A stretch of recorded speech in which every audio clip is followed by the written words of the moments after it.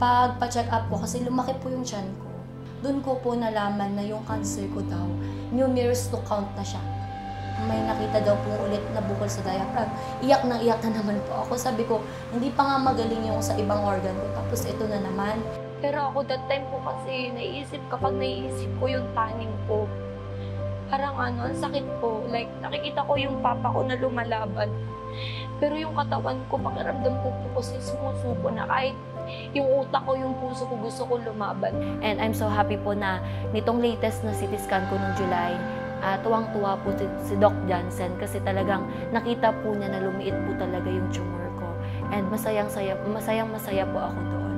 Ngayon po, gusto ko lamang po pala ipaabot ang aking pasasalamat kila Doc Johnson and Mr. Sean. Maraming salamat po talaga kasi alam ko po talaga nakatulong po siya sa akin at alam ko pong mas lumakas po ako.